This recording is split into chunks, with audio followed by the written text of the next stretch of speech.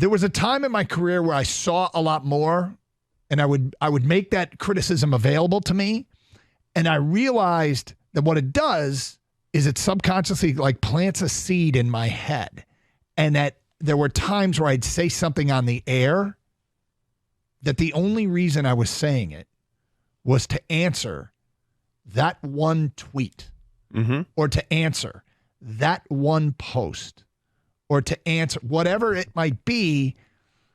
And it was kind of a waste of everybody's time.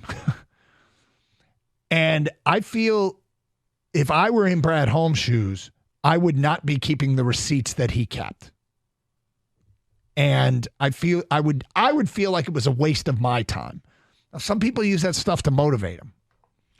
Well, and it sounds like it's clearly what kind of fuels Brad Holmes a little bit. Although I'm surprised it does. I can't imagine that this stuff makes you work harder or study more, look at more film, do better interviews with prospective, players and all that. That seems weird to me. But hey, if it works for him, it works for him. I'm with you. You know, the outside noise, it's easy to tune out. Yep. You don't have to listen to it.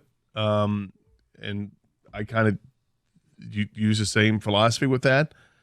But for him, he's a guy who's it's a little different with him because he's meeting with the media a lot. And first of all, I appreciate that because Brad Holmes doesn't shy away from meeting with the media like other GMs and other teams do. He's accountable. And maybe he's accountable because the team is playing well.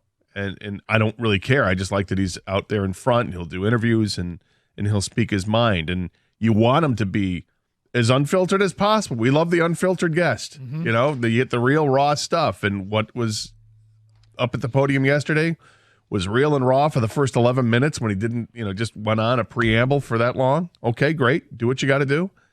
And then the Q&A and, it wasn't heated, but it was pointed. Yeah, I mean, the funny thing is you think about, I'm the guy that gets accused of humping Brad Holmes' leg. Yeah. Right? I am the biggest Brad Holmes fan there is. I've called him the draft ninja. I mean, I've supported when people were critical of the draft, I said, I don't believe in hard and fast rules. And it's clear that Brad Holmes doesn't either. Like, a lot of what he had to say yesterday made me love him more. I just didn't love the going after members of the media. It doesn't change my opinion of the job he is doing. I guess I was caught off guard and a little bit surprised by that. And then at one point late, he calls for accountability in the media. And I'm like, what do you want people fired? Or it just seemed very odd that he cared that much. Cause I don't think he should give a damn what anybody in the media thinks. Yeah. I don't think he wants people fired. Does he want people to step up and say, I was wrong? I mean, is that what he wants? I mean, I think at one point he actually said that. He said, I do respect the people that say they were wrong, which again, and almost all of these criticisms, I don't think he was talking to necessarily me, but I was like, why does he care so much? I don't know. It's because it's a job that you're in the public eye. Mm-hmm. Every move you make is in the public. Yep. And it's going to be scrutinized and criticized. And, should he listen to everything and take umbrage to everything? No, I don't think he should, but I can't tell somebody how they should feel either. And if he uses it for good, cultivate the chip, and then you get better because of it, so be it. I think it's a little odd. I wouldn't do it that way. And I don't know if it's necessary to rub people's noses in it.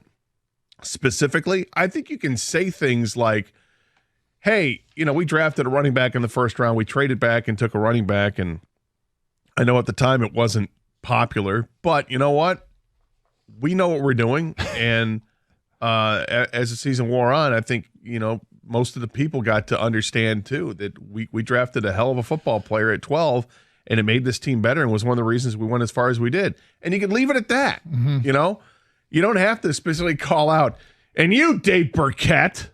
Which he does. We're actually going to play some of that stuff for you, and we will coming up here in a minute. And then